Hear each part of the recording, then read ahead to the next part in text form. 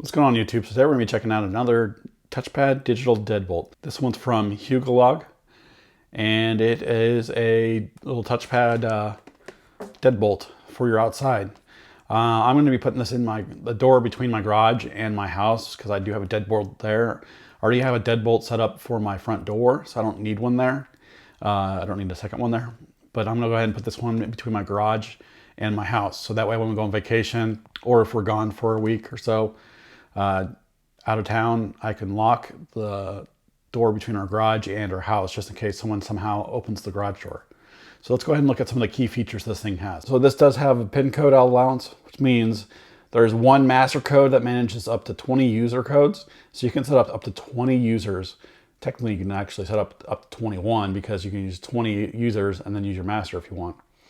But each user can have a unique user code through the setup under the master code. They have fake pin code, which prevents strangers from identifying your pin code by entering random digits. So that way, if someone's watching you put in the code, you can actually put in a bunch of random numbers at the beginning and then put in the real code at the end, and they won't be able to figure it out. It has emergency key overrides, so that way if the battery does run out, or if you forgot your passcode, you can actually use a key to actually still get the deadbolt open. It features motorized deadbolt. Motorized deadbolt lock automatically when door is closed position. Save the hassle and worry in leaving the door unlocked. Retrofit Deadbolt. It does fit the 2 3/8 and also 2 3/4 back set. There are two different back sets usually for standardized deadbolts. So you have that option so it'll fit each one depending on what you want. It does have a low battery warning light. It lets you know when it's 20% or lower. It'll start flashing. And the touch keys are also backlit, so that way it's easier when you start typing in the passcode, it'll be easier to see what the keys are in the dark if it's dark outside. So let's go ahead and open this box and see what you get in the box. All right, so you do have some drilling diagrams, so that way if you have a brand new door and you don't have a deadbolt hole for it, you can use the diagram here to set that up. But most doors that you're putting this on is going to have a deadbolt anyways, but they do give this option, so that way you can add a deadbolt to your door that doesn't have one. So here's kind of a quick setup guide. It kind of shows you the master pin code for what you have, and then also shows you some other things about it. And then here you have the installation guide. It shows you how to install it and get it set up. So here's the lock itself with the buttons.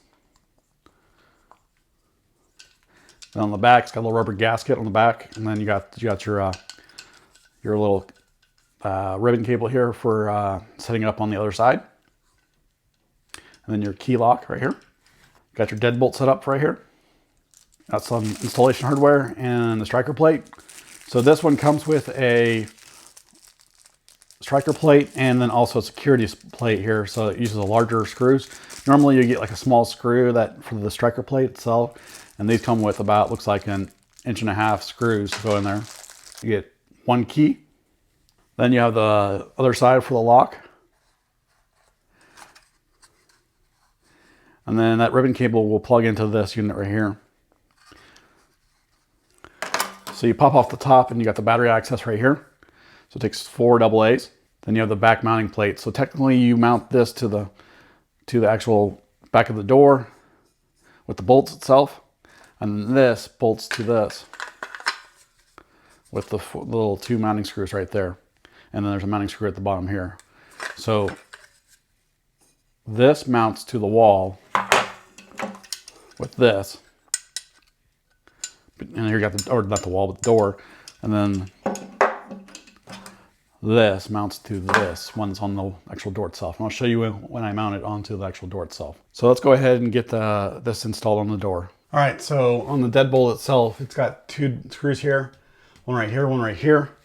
And that will actually transpire to this, and this will allow, once I unscrew these 2 screws, it'll allow me to take both these halves off. And then I have 2 screws here, one right here, and then one right here, and this will allow me to take the deadbolt itself out for the old one.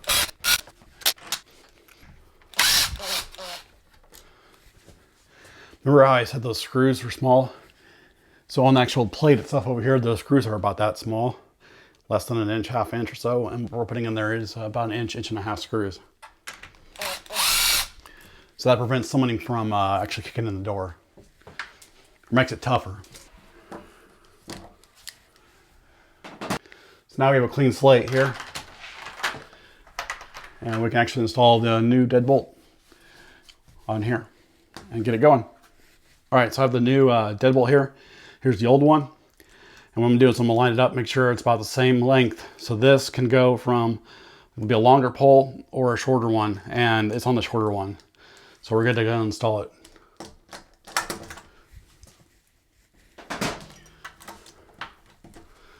Make sure it fits in there pretty nice and easy, which it does.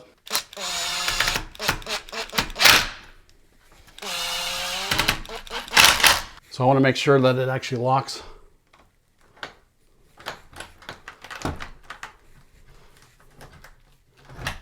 Which it doesn't lock very easily.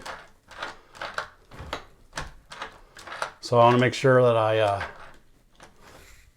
get this kick plate, this plate right here, so that it sits and it's actually, I can lock this easy without any drag. So I'm gonna put this below, put the wire below the actual unit itself. So this plate has a little spot for the wire to go, and the center. And then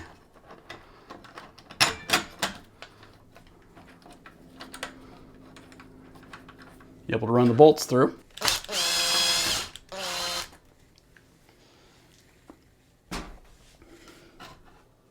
So essentially you're running the bolts through the plate and then into this.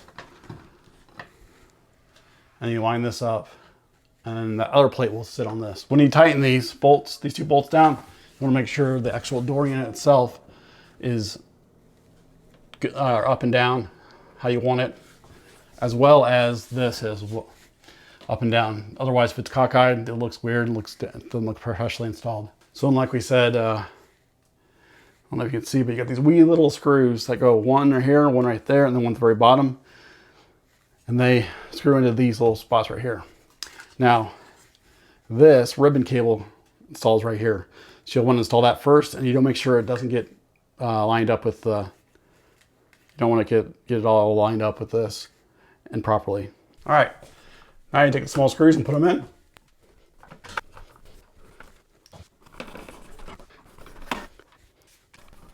Now that we got them mounted in there, we put the 4 batteries in.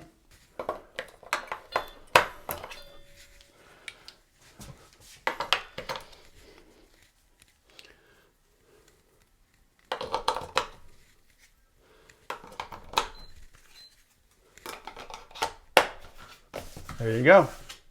Now we're installed. Now the keys light up. I don't know if you can see that.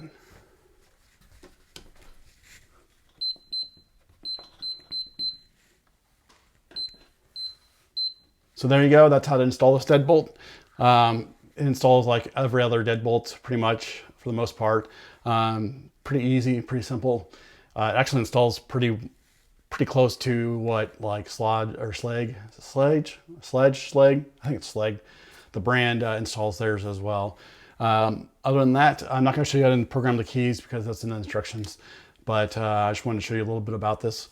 And if you're interested in purchasing this product, I'll link it in the description below. They didn't pay me to review this. They sent it out for a free review, but they didn't pay me to review this at all. And this is the first time they're gonna be seeing it as well as you guys. So it's not like I sent it to them and said, is this good? As far as build quality, it's actually pretty good build quality. As far as would I keep it here and use it myself personally, I am going to use it for my garage. So yeah, I'll use it, definitely use it. Other than that, if this is your first time to my channel, consider subscribing for videos like this, and I'll see you next time.